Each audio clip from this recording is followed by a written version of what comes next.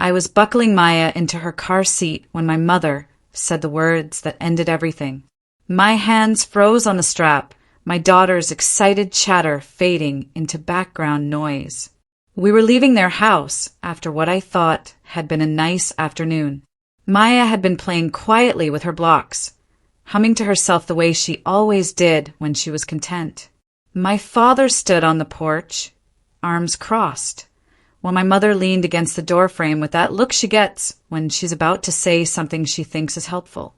"Honestly, Claire," she said, her voice carrying across the driveway, "you need to face reality. Maya is just too difficult. You're making everyone's life harder by pretending she's normal."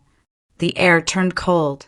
My sister Amanda stood behind them, phone in her hand, nodding slowly like my mother had just solved a complicated math problem. Maya looked up at me with those wide brown eyes, still clutching her favorite stuffed elephant. She didn't understand the words, but she felt the shift. Kids always do. Maya was 4 years old and autistic. She'd been diagnosed 6 months earlier after I spent a year fighting doctors who kept telling me I was an anxious first-time mom. I wasn't anxious. I was paying attention. Maya didn't make eye contact the way other kids did. She lined up her toys in perfect rows and melted down when someone moved them. Loud noises sent her into a panic that could last hours. But she was also brilliant, funny, and kind in ways that broke my heart. She remembered every single person's favorite color. She sang made-up songs about clouds. She loved strawberries cut into exactly 4 pieces, no more, no less. My ex-husband Nathan had left when Maya was 2 before the diagnosis because he said I was too focused on finding problems that didn't exist. After the diagnosis, he sent one text: "I can't handle this." He signed away his rights 3 months later. So it was just me and Maya, and that was enough. Until my family decided it wasn't. My mother's comment wasn't new. It was the loudest version of something she'd been saying in whispers for months. At Maya's birthday party, she'd pulled me aside and suggested I cancel the event because Maya might have a meltdown and embarrass everyone. When I brought Maya to family dinners, my father would sigh every time she needed a break from the noise.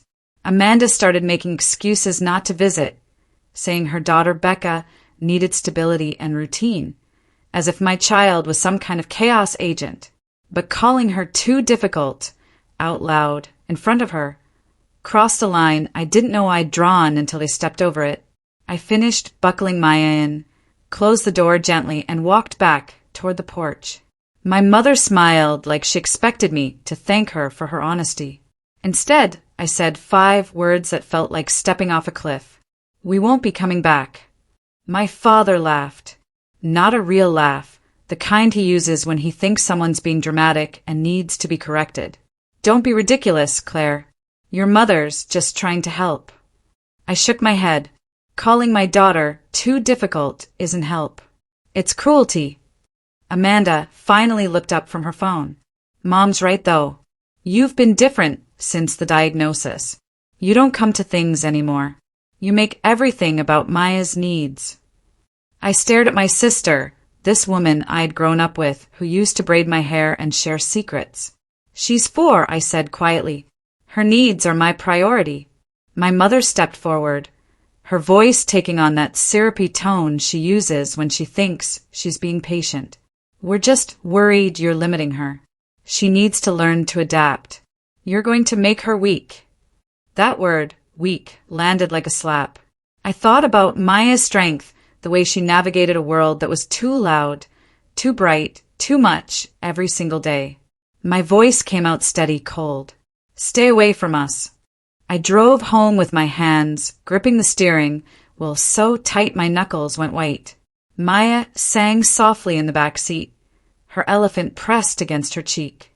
She had no idea what had just happened, and I was grateful for that. At home, I carried her inside, made her favorite dinner, and let her watch the same episode of her favorite show 3 times in a row because repetition made her feel safe. After I put her to bed, I sat on the couch in the dark and let myself feel everything I'd been holding back. Anger, grief, relief. My phone buzzed. 12 texts from my mother. each one escalating from confusion to anger to threats about how I was being unreasonable. 3 texts from Amanda calling me selfish. 1 text from my father that just said, "You're overreacting." I didn't respond. Instead, I opened my laptop and started making a list. Not a revenge list, a protection list. What did my parents have access to? What could they use against me? The next morning, I called my attorney. Her name was Victoria Hayes, and I'd worked with her during my divorce. She was sharp, no nonsense, and didn't waste time on sympathy when action was needed. I explained what happened, expecting her to tell me I was overreacting. Instead, she said, "Document everything. Save those texts. If they escalate, we need records." She paused. "Do they have any legal rights to Maya? Visitation, emergency contacts, anything?" My stomach dropped. They were listed as emergency contacts at Maya's preschool and her therapy center. My mother had a key to my apartment from when I had the flu last year. My father was on my bank account from college, something I'd never bothered to remove. Victoria's voice was calm but firm. "Fix all of that today. Right now, they have access they could use to create problems." I spent the afternoon changing locks, updating emergency contacts, opening a new bank account, and moving my money. Each action felt like closing a door I should have closed years ago. My mother showed up at my apartment that evening. I watched her through the window, pacing on the sidewalk, clutching her purse like it could protect her from confrontation. She rang the doorbell 3 times. I didn't answer. She knocked, then called my name through the door, her voice tight with frustration. "Claire, this is ridiculous. Open the door. We need to talk like adults." Maya was in her room, playing with her sensory blocks, unaware. I stood on the other side of the door, silent, listening. My mother's voice changed, softer now, pleading. "I didn't mean to hurt you. You know how I am. I just say things. You're being too sensitive." Too sensitive. The same words she'd used when I was a kid and complained about the way she spoke to me. The same words she'd used when I cried at my wedding because she criticized my dress. I texted her from inside the apartment. "I asked you to stay away. You need to leave now, or I'm calling the police." Her response came fast. "You've changed. This isn't you." She was right. I had changed. Becoming a mother does that, especially when your child needs you to be stronger than you ever thought you could be.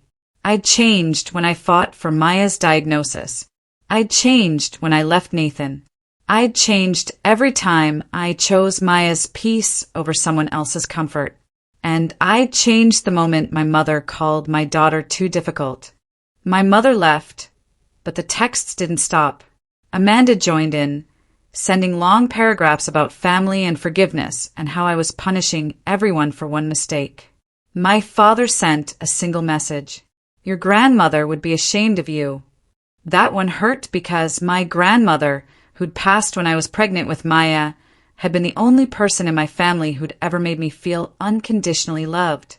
Using her memory as a weapon showed me exactly who I was dealing with. I blocked all 3 of them. The silence that followed was immediate and strange, like stepping out of a loud room into fresh air. 2 weeks passed. Maya didn't ask about her grandparents. She never had a strong attachment to them because they'd never made space for who she actually was. Her world was full enough with her routines, her therapies, her small circle of people who understood her. I threw myself into her care. We went to occupational therapy twice a week. I researched sensory-friendly activities. I found a support group for parents of autistic kids, and for the first time in months, I didn't feel alone. One of the moms, a woman named Vanessa, told me about her own family estrangement. "My mother kept insisting my son just needed discipline," she said. She'd yell at him during meltdowns, tell me I was spoiling him. I finally realized I had to choose him or her approval. Easiest choice I ever made. Her words stayed with me. I'd spent so much of my life trying to earn my family's approval, shrinking myself to fit their expectations. Choosing Maya meant choosing differently. Then the first milestone happened. Maya spoke her first full sentence without prompting. We were at the park, and she pointed at a butterfly and said, "Mama, look at the pretty wings." My heart stopped. I knelt down and hugged her, tears streaming down my face, while she giggled and patted my head. It was the kind of moment I would have immediately texted my mother about, back when I still believed she cared about Maya's victories. Instead, I took a video and sent it to Vanessa and 2 other moms from the support group. Their responses came fast, full of celebration and understanding. That night, I posted the video in our private support group with the caption, "She's not too difficult. She's perfect." The responses flooded in.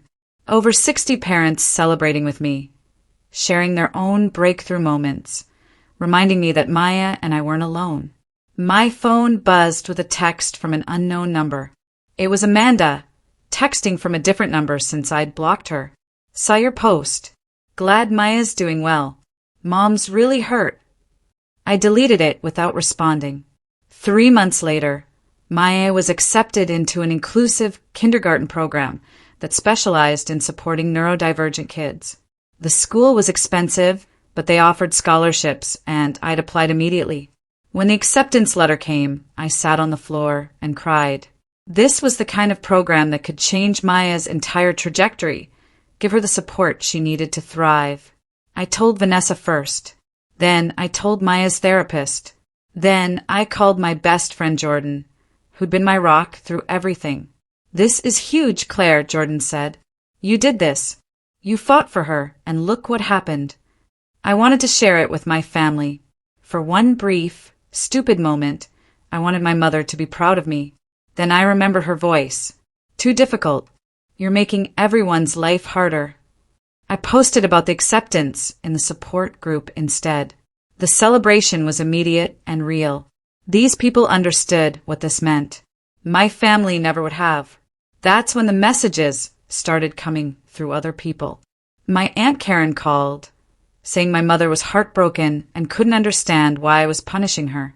A cousin I barely knew sent a Facebook message saying I was tearing the family apart over nothing. My father's best friend reached out, suggesting I was being immature and stubborn. Each message had the same theme. I was overreacting. I was being cruel. I needed to forgive and move on because family is family. Nobody asked about Maya. Nobody asked if she was okay, if she was happy, if she was thriving. They only cared about my mother's hurt feelings and the discomfort my boundaries created. I responded to my Aunt Karen with one message. If my mother wants to apologize for calling Maya too difficult, she knows where to find me. Until then, this conversation is over. I blocked everyone else. The thing about boundaries is they only work if you enforce them, even when it's uncomfortable, even when people call you cruel for protecting your child. Maya's first day of kindergarten arrived on a bright September morning. She wore her favorite purple dress and carried her elephant in her backpack. I walked her to her classroom, where her teacher, Ms. Reyna, greeted her with a calm smile and a gentle voice. Maya looked back at me once, uncertain, then took Ms. Reyna's hand and walked inside. I stood outside the school and cried, not from sadness but from overwhelming pride. My daughter, who my family had called too difficult, was walking into a classroom designed to help her shine. I took a picture of the school entrance and posted it in the support group. First day of kindergarten. She was so brave. The responses came immediately. Parents who understood, who'd fought the same battles, who celebrated every small victory because they knew how hard won they were. That afternoon, my mother somehow found out about Maya's first day. She sent an email, long and winding, about how she deserved to be part of these moments, how I was depriving Maya of family, how she'd only been trying to help that day. I read the email twice. Then I wrote a response I'd been composing in my head for months. You called my daughter too difficult. You suggested I was making a mistake by accepting her diagnosis and getting her help. You have never once asked what you could do to support her. You've only asked what I could do to make her easier for you. Until you understand why that's unacceptable, we have nothing to discuss. I didn't send it. Instead, I saved it in my drafts and closed my laptop. Responding would give her what she wanted: my attention, my energy, my willingness to engage. Silence was stronger. Maya came home from school excited, talking about the sensory room and the playground and her new friend Marcus, who also liked lining up toys. She was happy. She was safe. She was exactly where she needed to be. That night, I made her favorite dinner and let her tell me about every detail of her day, her words tumbling out faster than usual because she felt comfortable enough to share. 6 months into kindergarten, Maya's teacher called me in for a conference. My stomach dropped, programmed by years of bad news to expect the worst. Instead, Ms. Reyna smiled and showed me Maya's progress reports. "She's thriving," Ms. Reyna said. "Her communication skills have improved dramatically. She's making friends. She's participating in group activities. Whatever you're doing at home, it's working."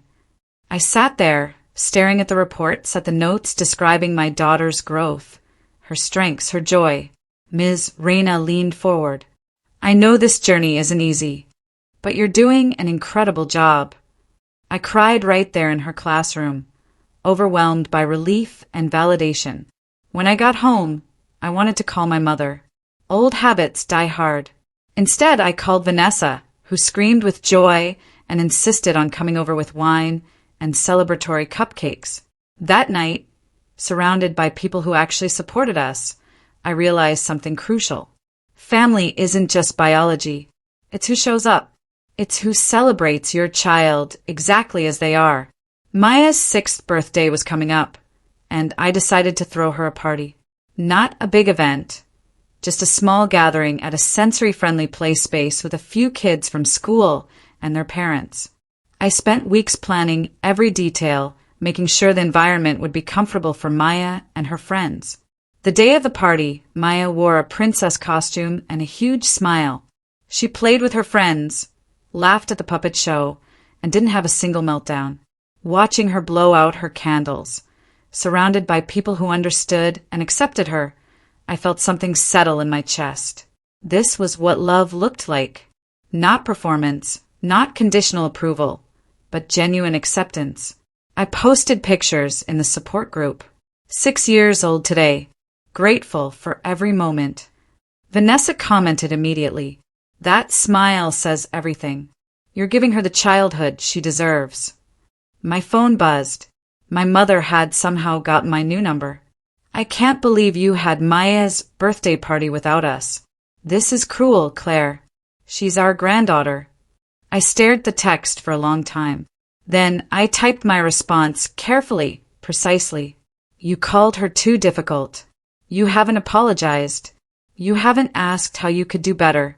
You only want access on your terms. That's not how this works." Her response came fast. "I'm her grandmother. I have rights." That word, rights, made my blood run cold. I immediately forwarded the text to Victoria. She called me within an hour.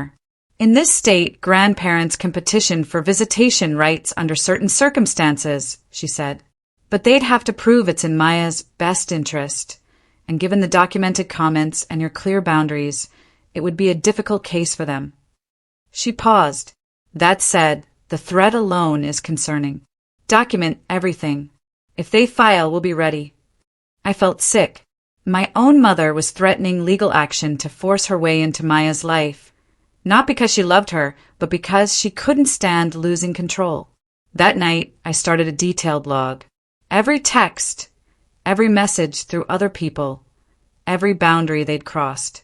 The legal threat hung over me like a storm cloud, but I refused to let it control my life. Maya was thriving, and that's what mattered. Her reading skills were developing rapidly. She'd started expressing interest in science, spending hours watching nature documentaries, and asking questions I had to Google to answer. One evening, she looked up at me and said, "Mama, why don't we see Grandma anymore?" My heart stopped. I'd been preparing for this question, but I still didn't know the right answer. I knelt down to her eye level. "Sometimes people don't understand how to love us the way we need to be loved," I said carefully. And when that happens, we have to protect ourselves. She thought about this, her face serious, like when loud noises hurt my ears. Exactly like that, I said. We avoid things that hurt us. She nodded, satisfied, and went back to her documentary. Kids understand boundaries better than adults do. They haven't learned yet that love is supposed to hurt. 2 months later, we were served with papers. My mother and father had filed for grandparent visitation rights. I sat in Victoria's office, handshaking, reading through their petition. They claimed I was alienating Maya from her family, that I was unstable, that Maya needed the influence of her grandparents. They'd included statements from Amanda and several family friends, all painting me as an overprotective, irrational mother who was isolating her child. Victoria read through everything with a calm expression. "This is weak," she said finally. "Their entire case rests on the idea that you're harming Maya by protecting her from their criticism. We have documentation of their harmful comments. We have Maya's therapist and teacher who can testify to her progress. We have your support system." She looked at me directly. "This is going to be uncomfortable, but we're going to win." I wanted to believe her, but the fact that we had to fight at all felt like a violence I couldn't name. Preparing for court meant documenting everything. Victoria had me write out a detailed timeline of every incident, every harmful comment, every boundary my parents had crossed. I gathered text messages, emails, statements from Maya's therapist and teacher, photos of Maya thriving at school and home. The process was exhausting and clarifying. Seeing it all laid out, I realized the pattern had been there for years. My mother's criticism, disguised as concern. My father's dismissiveness. Amanda's enabling. They'd been telling me I wasn't good enough long before Maya was born. The diagnosis just gave them a new angle. Victoria brought in an expert witness, a child psychologist who specialized in autism and family dynamics.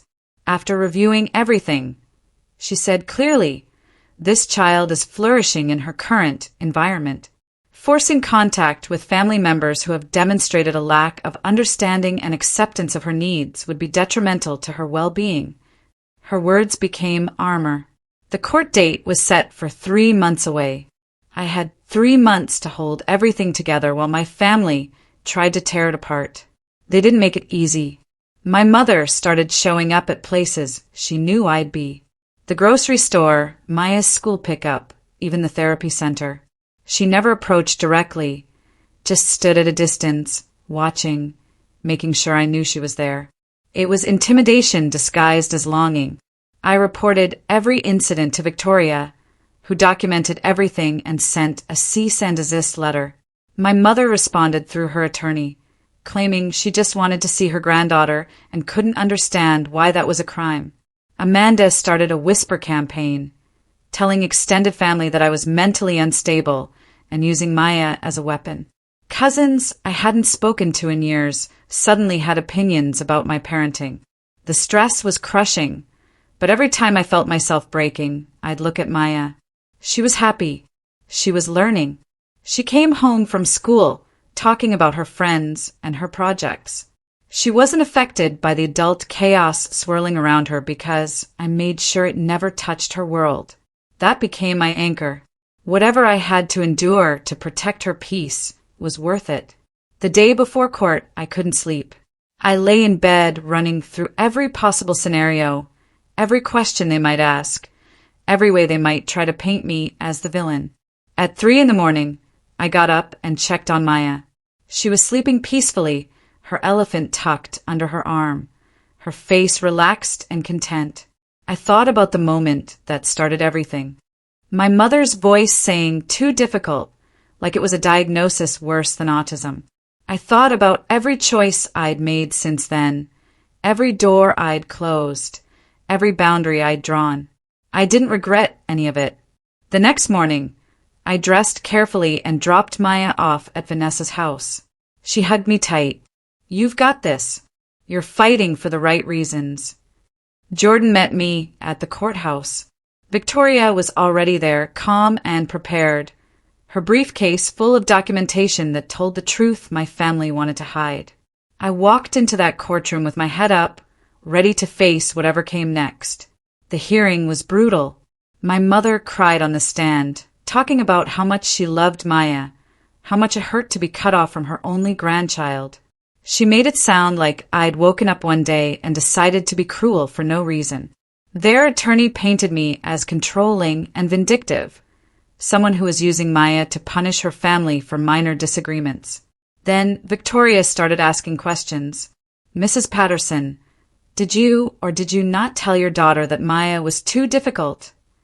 My mother hesitated. "I may have said something like that, but it was taken out of context." Victoria pulled out the text messages, the emails, the documented pattern of criticism and dismissal. She brought in Maya's therapist, who testified about Maya's remarkable progress and the importance of protecting her from negative messaging about her diagnosis. She brought in Ms. Reina, who described Maya as a thriving, happy child in a supportive environment. Then Victoria asked the expert witness her opinion. Would forced visitation with individuals who have demonstrated a lack of acceptance of this child's neurodivergence be beneficial? The psychologist was clear. It would be harmful. The judge took 2 weeks to issue a ruling. Those were the longest 2 weeks of my life. I went through the motions, taking Maya to school, going to therapy appointments, pretending everything was normal while my entire world hung in balance. Finally, the call came. The petition was denied. The judge's ruling was clear and thorough.